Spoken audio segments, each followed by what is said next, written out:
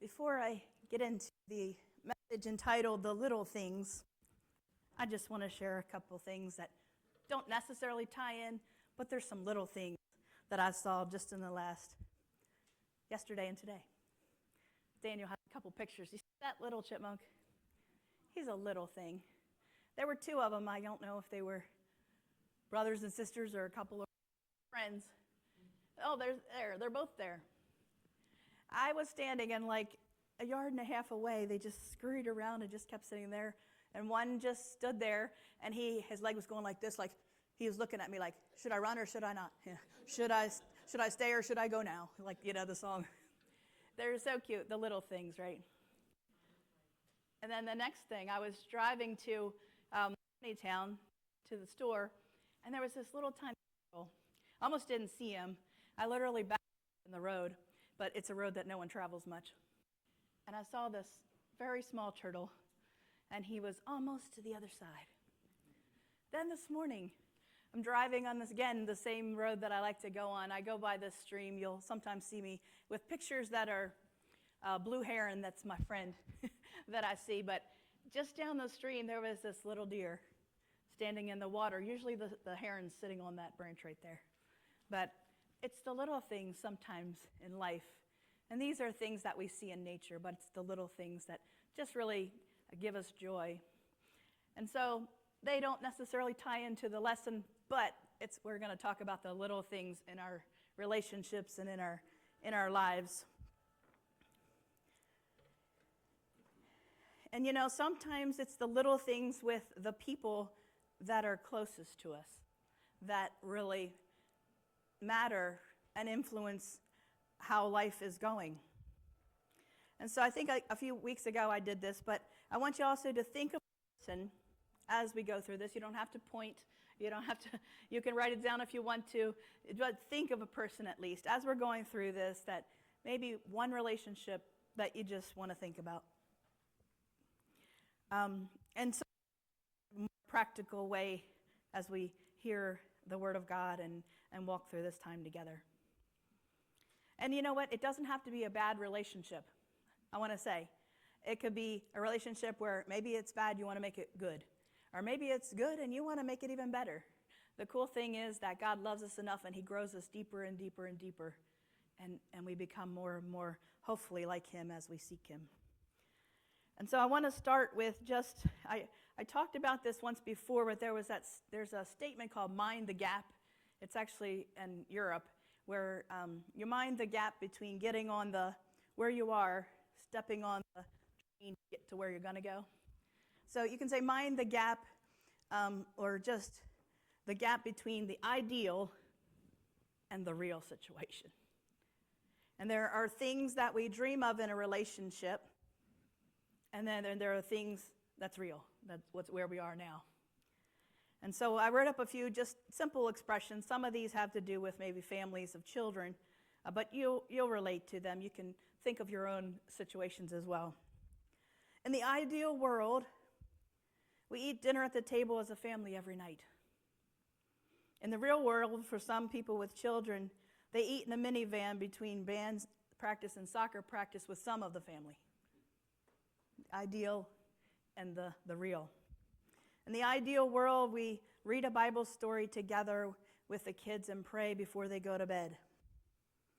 In the real world, we might watch, and I'm going back to 1993. Real world, we might be watching a video of Barney, the purple dinosaur.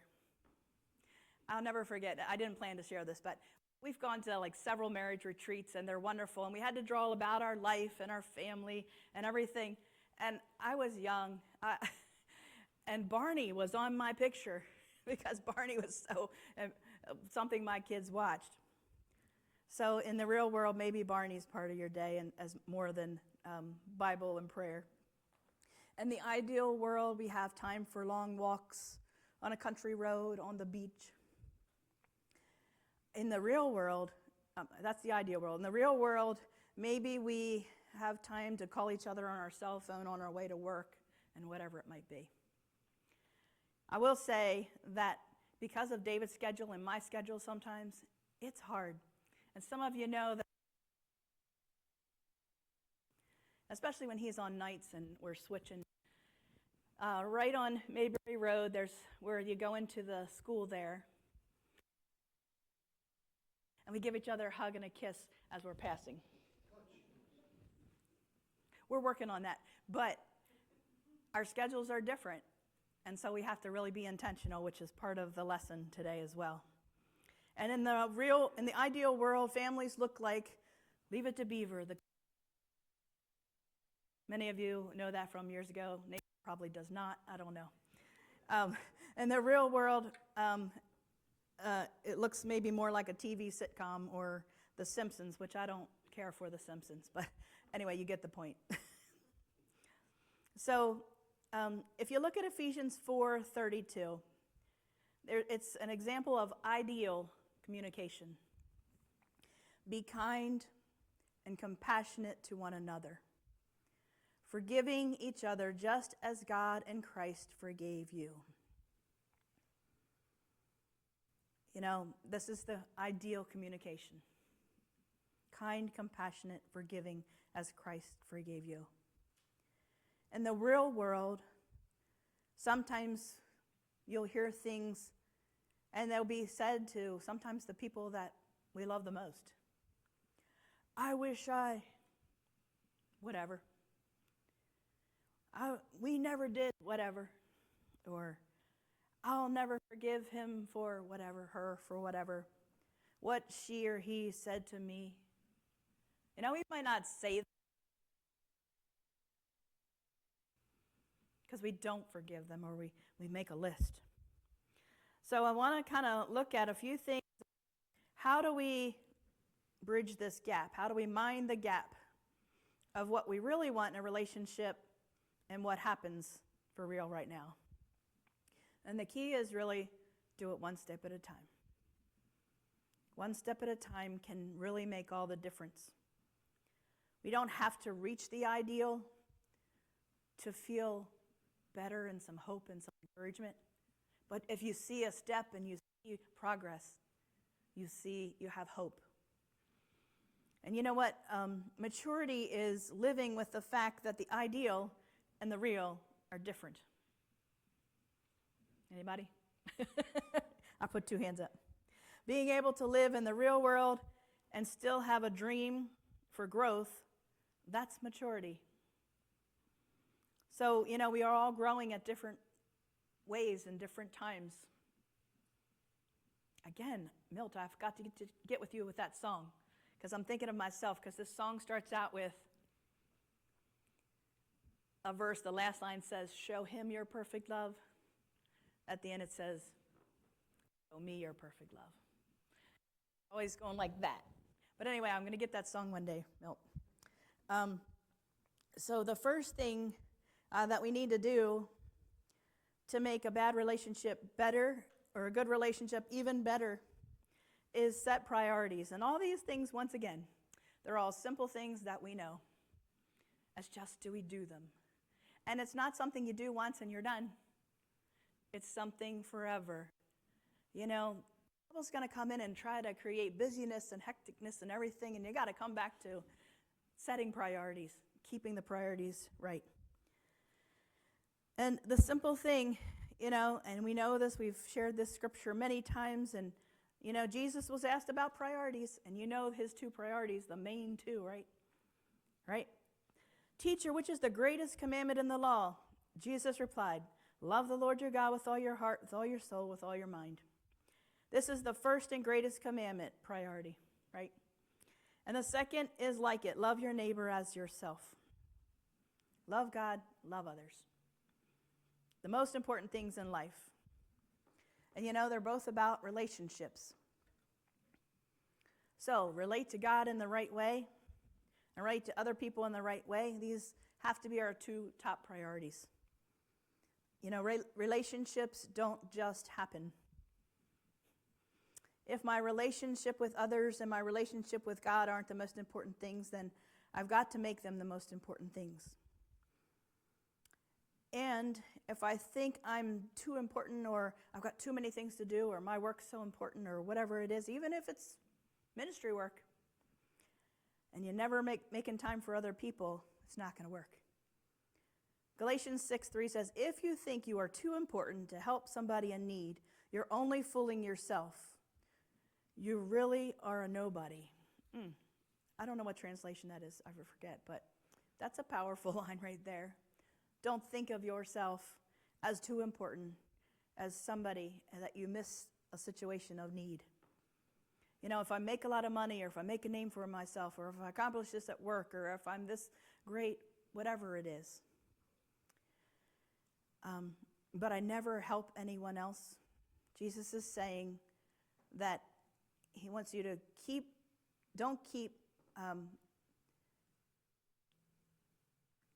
that will keep you from putting your relationships in the top priority if you're looking at those things.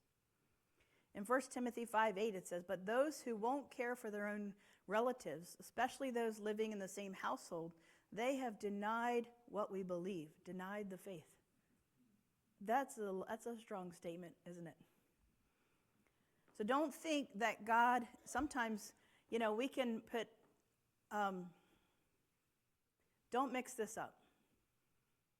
Don't think that God is so important that you miss the other part of what God's saying. Because we love God through loving other people. And we carry out what he wants us to do, and we grow deeper and more like Christ as we're with other people. We're imitating what Christ did with other people. So sometimes, we can try to, I don't know if people do it intentionally or not, but they can try to escape relationships by pouring themselves into something else, or even a ministry. You start to ignore the things that are happening at home. So don't spend all of your time, serve the Lord, but your first ministry is your family. Love the Lord, love your spouse and your children and your family, and then your ministry. It's easy to take the people that are closest to us for granted. And so that's where the most fulfillment is, though, in life. A man named David Frost asked Billy Graham, so think about this. If Billy Graham's asked this, and this is what he says, do you have any regrets? And Billy Graham said, yes, I do have one regret. I regret I wasn't there with my family in the younger years as they were growing up. I feel like I failed them. They wouldn't say this, but I would say this. Ruth was there with them. She did a great job raising them. They're great kids, but I missed some things in their lives in their younger years that I can never recapture. I can never get those things back. So if Billy Graham struggled with this, we all, at some point, will struggle with this. He said, I regret missing those moments with my kids. So really, wow, do we need to hear that? I mean, if Billy Graham says it, we need to hear it as well. So the next thing is, how does our family move up in the priorities? Because love God and love others. We're saying our family is others. How do they move up? This sounds really simple, but make some plans, schedule them, and actually do them. Make a plan, get it on the schedule, and actually do it. And that's the next thing. It says, do the little things. It's often the little things that matter the most in the closest relationships. A lot of times if you're thinking about a relationship that's struggling, some people might think, I'm going to do the big thing.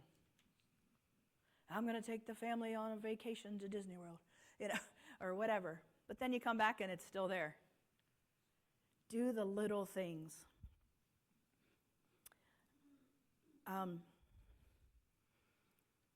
The thing is about the little things is that we know each other the most because we're there every day with each other. We live together. It's the little things that make a difference and the things that we can build on.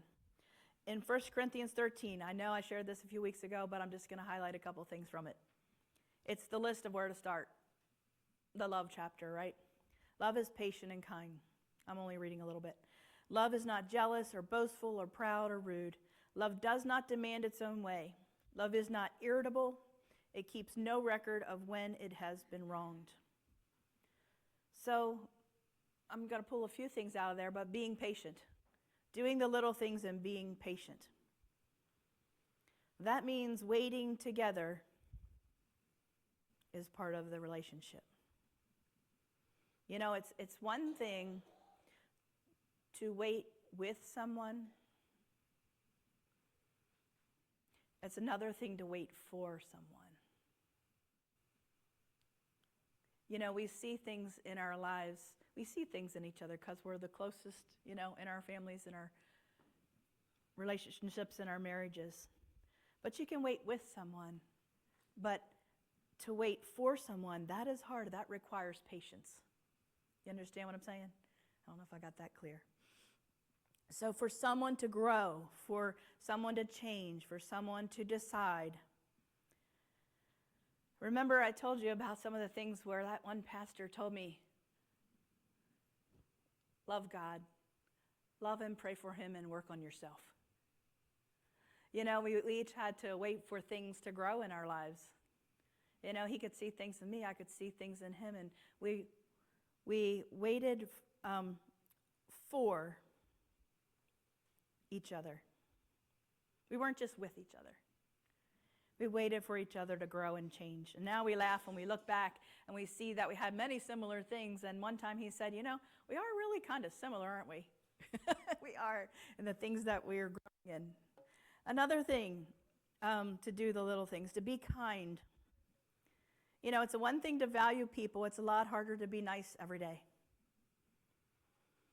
It's easier to make great commitments than to live them out every day in small ways, being kind. The word kind means love practiced. I read that somewhere. So every day, regular kinds of ways. Love practiced. The little things. But you know what? We struggle sometimes. Little things.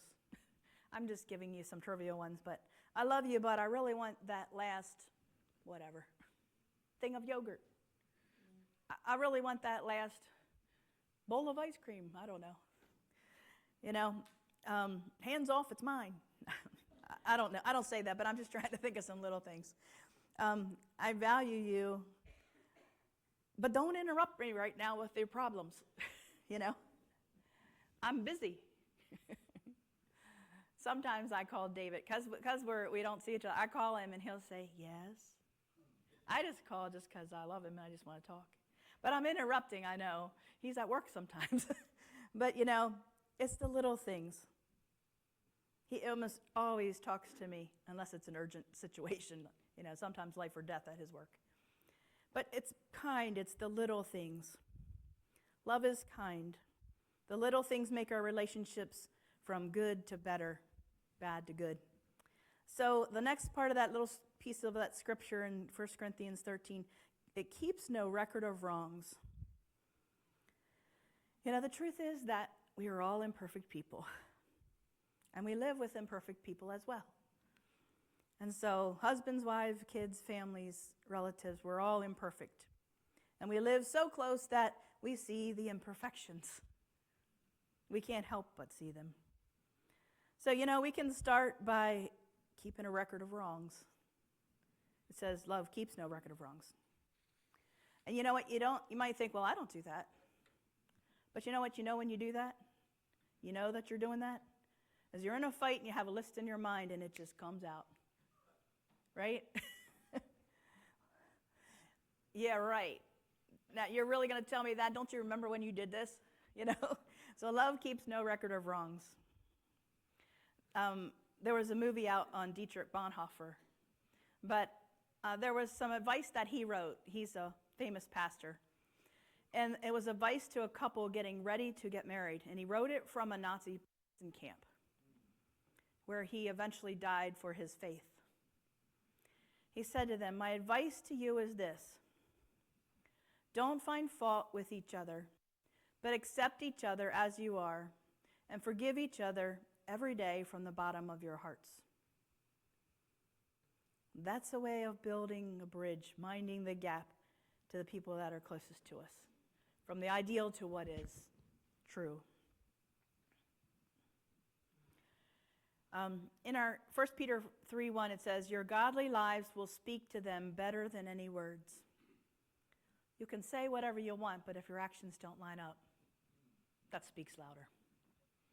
In our families, we cannot fool them with our words. We're just too close to them. We can talk, but our heart will always be read through our actions. It's what we do in the little things that makes a difference. And so now there are things to do and things not to do. I always tell my kids that. I can hear myself say when they were little. You know, you can learn from other people what to do and what not to do.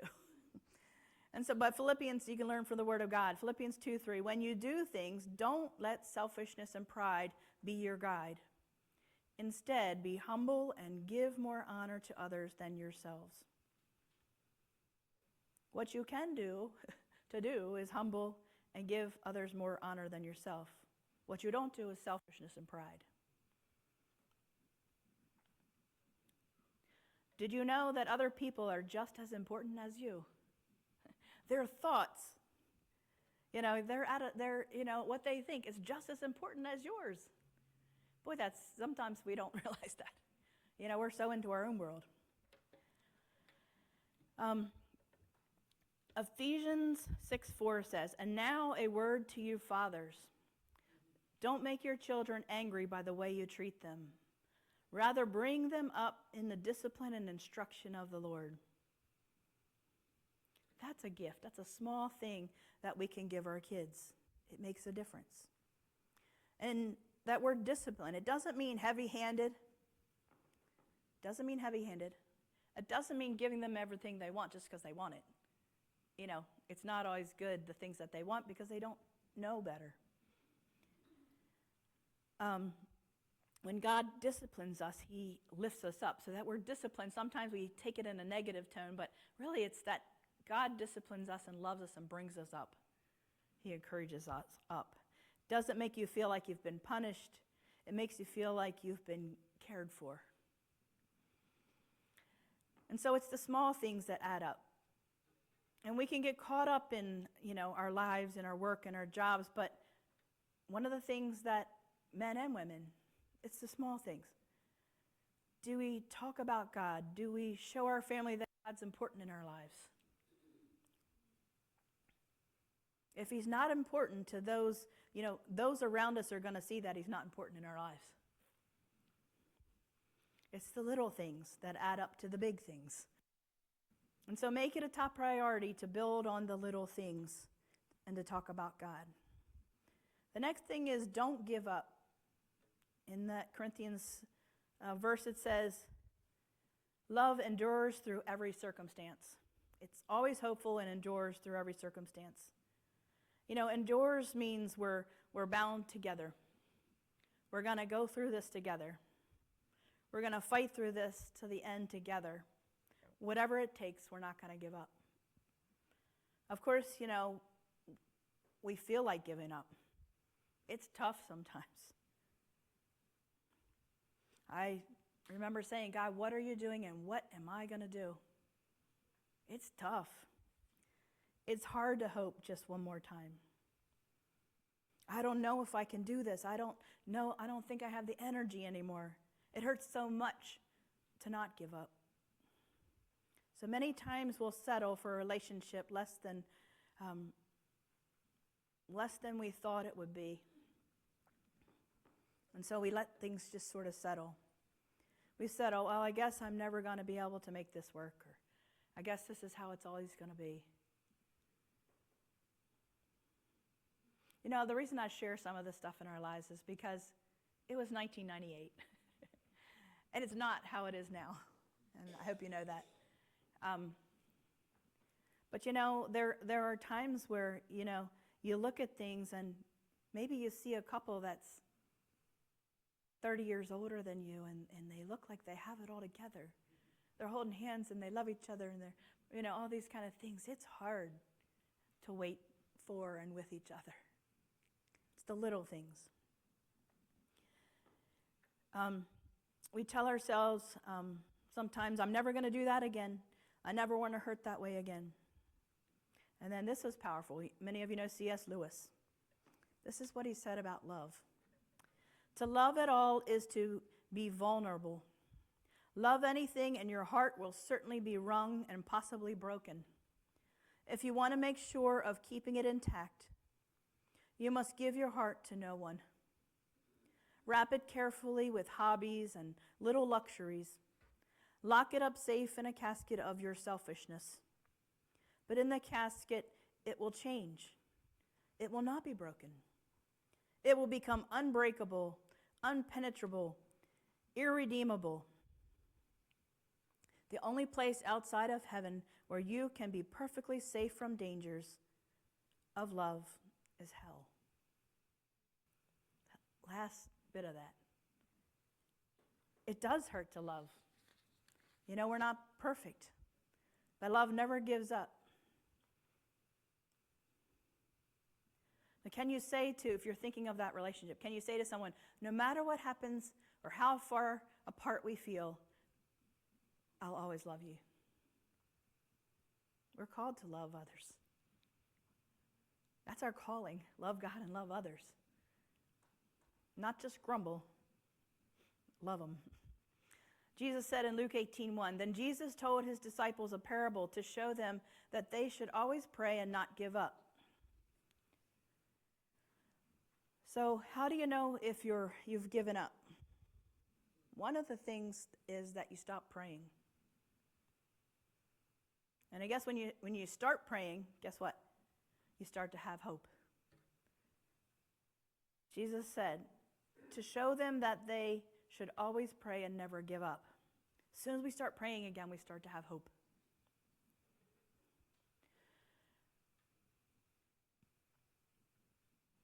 Well, another thing is,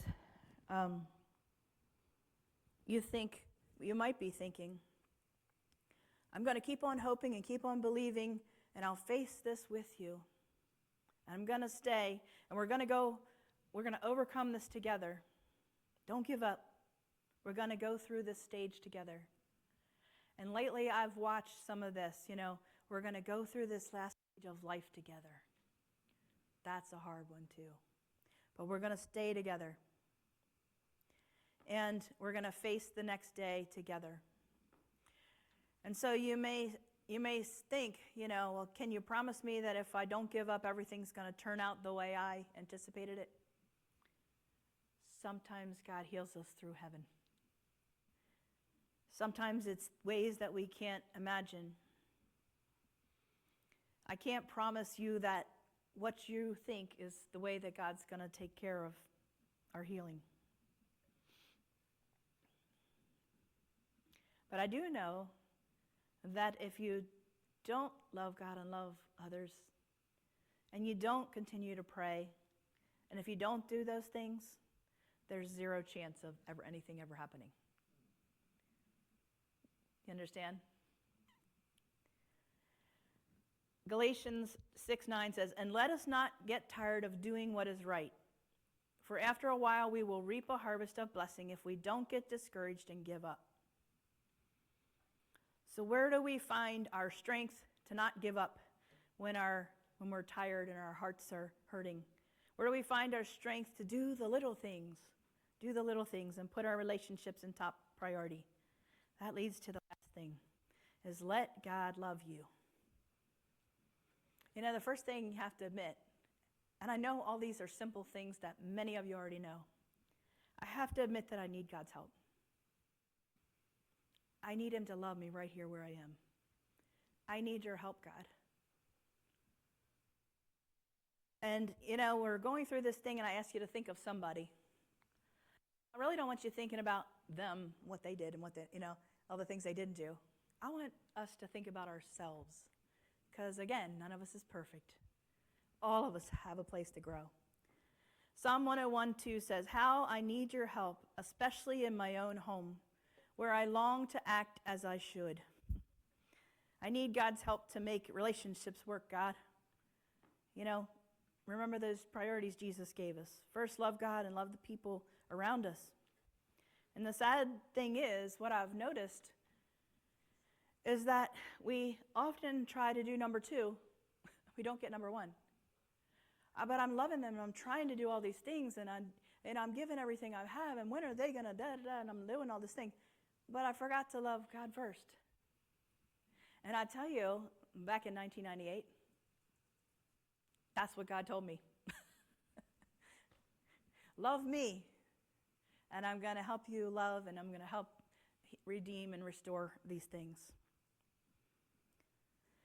And so once you start to love God, you get this new strength to love people when maybe you even think you can't anymore. You get this strength when you start to love God. And that's God's gift.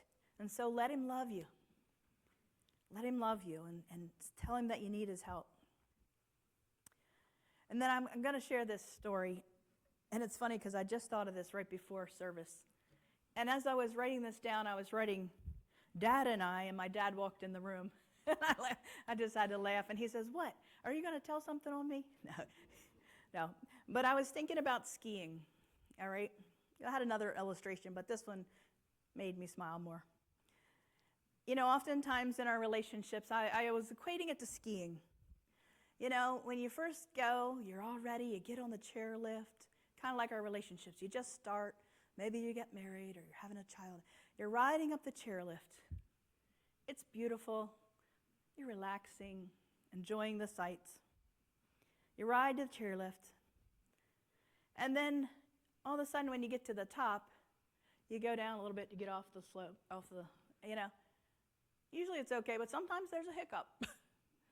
I know I was teaching my sister-in-law, and she kept falling, and that's a whole other story. But, sometimes there's a little hiccup. Sometimes there's a hiccup in our lives when we're first together, right? And then, we get to the top, and we cruise on over to the top of the slope. And I'm envisioning, like, the top of Heavenly right now. Some of you who know that slope. And we're at the top there, and you can look over the mountain. It's so beautiful. Our relationship is just starting. It's so beautiful. We look over those kind of things. And then, we're cruising. We just start down over the hill. We're going down. And then maybe they haven't groomed the slope very well. And there's some moguls. And all of a sudden, boom, you hit a mogul. You hit a mogul, and maybe you slip, or maybe there's some ice, and you hit the ice spot. I don't have this one down, but one time I was at Liberty, and it was warm. And so I was going down, and all of a sudden there was a patch that was melted. And I hit it, my skis went boom, and I did a face plant. But I hit a slushy spot there, just like in our relationships. We'll hit a slushy spot. It slows us down, and we might do a face plant. Then I remembered, this is the part where Dad came in. We were in Colorado, and, there's a couple of things there. You can ski in a place called, it's a bowl. It hasn't been skied. A lot of times they'll shoot things so that there's not an avalanche. So Dad thinks he's going to take his children there. My dad, and it was fun, but they went on down, and you have to ski down, and you really can't steer, can't navigate life. Sometimes in life, the snow's up to here, and you can't do normal. So you go over here, and you have to pick your ski up and step this way and go this way. And sometimes in our relationships, it gets us so slow that we can just take one step. It took me an hour to get down that bowl. They don't know that. They were gone. Sometimes you have to take one step, and then one step. And then there was another slope, and this was a really bad icy situation. And Dad and I were on this one. And at that point, there was hardly anybody that made it through that icy section. And Dad fell and tore his calf. Really horribly tore his calf muscle. And I fell and had a concussion. But I didn't know it at the time. And sometimes, that was actually my second concussion. Water skiing was the other one. And so, sometimes there are really bad situations in our life. Icy situations that are, maybe they're like ice, maybe they're cold, maybe there are times where you get hurt. You don't physically tear your calf, but you tear your heart, right? And so, what happens is we got up, My dad skied down the slope with one leg. He never skied the rest of the week. Actually, I didn't much either because I had a really bad headache. And then, you know what? We had to ask some people to help us. My dad had to, the people that worked there helped him get on the lift. He had to ride down and then up, I think, a couple times because our cabin was way over here. But we had to ask for help. And boy, in our relationships, sometimes we have to ask for help. Whether it's from people in our lives or whether it's from the person in our life. Our relationship that we're thinking about. I can't do this, I need your help. And sometimes we help each other. A lot of times I've noticed that when one of us is up, the other's down, and it goes like that. But boy, when both are down, then you really have to say, I'm going to be there for each other as we go through this, right? And so after that, sometimes in life, we go through those times where it really hurt. And we had to rest and we had to heal, and our lives were more back to normal. I'm not going to go into this, but there was another time Dad reminded me that he tore his rotator cuff. And then it took 1.5 years for that to heal. And sometimes in life, our relationships, it takes a while to heal. And things will happen and they'll trigger something, and it'll trigger and bring you back to that place again. And it takes a while to heal. But through these experiences, a lot of times we're given more wisdom. We're given more wisdom of what not to do, or how to do this in a different way, or how to do the little things to make the big things. So maybe you have great relationships, and maybe you are smooth sailing down the slopes. Maybe you are hitting some moguls, some like Ultra. Ultra had some huge moguls. I didn't like that one. Moguls, or you're hitting some icy spots. Maybe you need, in your relationship, you need some spiritual patrol people instead of ski patrol people to help you to get home and help you to get better. But when we recognize that we have a Father that loves us, let God love you. When you recognize God's love, He will give you the strength to love others. And it doesn't make everything perfect, or, we're still imperfect people. But it gives us the strength to love others more and better. 1 John 4:19, it says, we love because God first loved us. And so that's where the strength comes from. That's where the power comes from. When you feel loved, you have the strength to love someone else. And so I want to go back to, at the beginning, I asked you to think of a name. That family member, that coworker, that friend. Jesus would say, don't wait. Relationships are too important. And I kind of shared this last week. Life is short. We all experienced the loss of 2 people this week. Life is short. Don't wait. Do the little things. Do the next thing. Make the phone call. Make the trip. If you need to say, I can't be here for whatever, I need to go make a trip. Do it. Take them to lunch. Say, I'm sorry. Ask forgiveness. You know what? Just as we heard from the theologians, it's the greatest risk you'll ever take, but it's the greatest thing that is worth the most in our lives. It's interesting. I know that, I'm glad they haven't, but I think my dad and my husband always wanted to jump out of an airplane. I don't want to jump out of an airplane. But my cousin jumped out of a couple airplanes. People will sometimes jump out of an airplane, but they won't take the risk to love. Isn't that amazing? People will do great things. They will teach this. They will be successful at their business or whatever it might be, but they won't take the risk to love. It's the greatest risk we ever take, really, with our hearts. Oops, sorry. So where are we going to find this strength to do it, to take the greatest risk? You have to let God love you first.